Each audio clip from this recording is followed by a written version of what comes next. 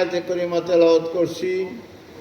এই আয়াতে করিমা প্রতি শুক্রবারে খতিব সাহেবরা খুতবার শেষ দিকে এই আয়াতটা তেলাওয়াত করেন। ইন্নাল্লাহা ইয়া'মুরু বিল আদলি ওয়াল ইহসান ওয়া ইতা'i যিল কুরবা ওয়া ইয়ানহা আনিল ফাহশাই ওয়াল মুনকার। এই আয়াত সমস্ত খতিবরাই প্রতি জুম্মার শেষ দিকে এই আয়াতটা তেলাওয়াত করেন। সেই হিসাবে আমি বরকতান আপনাদের সামনে এই আয়াত তেলাওয়াত করছি। আজকে আমরা খেলাফত মজলিস আল্লাহর সন্তুষ্টি এবং পরকালে মুক্তির জন্য আমরা খেলাফত মজলিসে যোগদান করছি। খেলাফত মজলিস আজকে দীর্ঘ এক মাস আগে প্রত্যেকটা এলাকায় আমাদের প্রার্থী নিযুক্ত দেওয়া হয়েছে প্রাথমিকভাবে। আজকে আমরা এখানে উপস্থিত হয়েছি। আমরা এলাকায় অনেকে কাজ করছি এবং আমাদের যে মার্কা দেওয়াল গড়ি মার্কা, জনগণের কাছে আমাদের এই মার্কা আমরা প্রচার করছি। আজকে আমরা এখানে উপস্থিত হয়েছি, আমাদের নেতৃবৃন্দ আমাদেরকে আহ্বান করছেন।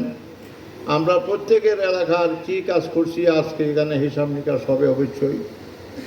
আমরা এই খেলাফত মজলিস কেন করি? আল্লাহর জমিনে আল্লাহর দ্বীন প্রতিষ্ঠা করা সমস্ত মুসলমানদের উপরে ফরজ। আর খেলাফত মজলিস এমন একটি সংগঠন, একটা আদর্শ সংগঠন, যে সংগঠনের কোনো ধরনের স্পট নাই। কোনো স্পট আছে? আলহামদুলিল্লাহ, এই সংগঠনের আমাদের যত নেতৃবৃন্দ আছেন, নেতৃবৃন্দের জবান থেকে এমন কোনো কথা বাহির হয় নাই যে কথার দ্বারা মানুষ কী করে সমালোচনা করে, বিভিন্ন ধরনের ব্যঙ্গচিত্র করে। এইগুলো আলহামদুলিল্লাহ আমাদের এই সংগঠনের কোনো সাধারণ কর্মীর থেকে এই রকমের কোনো আভাস পাওয়া গেছে না। এই জন্য আমরা আল্লাহর শুকরিয়া আদায় করি যে আল্লাহ পাক রব্বুল আলামিন আমাদেরকে খেলাফত মজলিসের সদস্য হওয়ার, কর্মী হওয়ার সৌভাগ্য দান করছেন। এই জন্য আবারও আমি শুকরিয়া আদায় করি আলহামদুলিল্লাহ। আজকে অনেক জায়গায় শোনা যাইতেছে যে একজন বক্তার বক্তব্যের কারণে সে তার দল ত্যাগ করিয়া অন্য দলে চলে যাইতেছে। যার সমালোচনা বেশি করা যাইতেছে সে ওই দলে চলে যাইতেছে।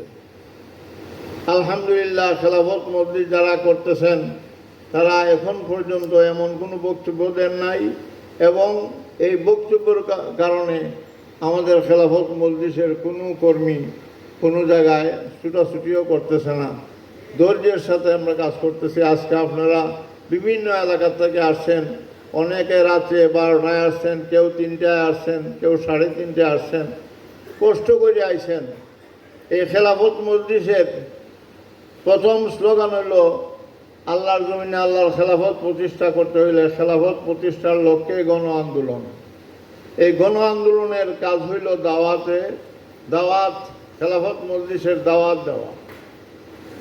আমাদের প্রিয় নবী আকায়ে নামদার তাজদারে মদিনা হযরত মুহাম্মদ মুস্তাফা আহমদ মুজতবা সাল্লাল্লাহু আলাইহি ওয়াসাল্লাম দ্বীনের দাওয়াত দিতে গিয়া বিভিন্ন কষ্ট জায়গায় গেছেন, নির্যাতিত হয়েছেন, শরীরে রক্ত ঝরছে, এরপরও এই দাওয়াত থেকে কোনো সময় বিমুখ হন নাই। এই যে ত্রয়োদশ সংসদ, এই সংসদটাও হইল আমাদের দাওয়াতের একটা মাধ্যম। জনগণের কাছে দাওয়াত পৌঁছাইতে হইলে একটা মাধ্যমে যাইতে হয়।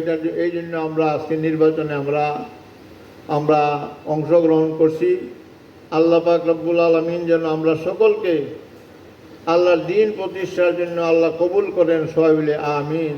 ওয়া আখিরু দাওয়ানা আলহামদুলিল্লাহি রাব্বিল আলামিন।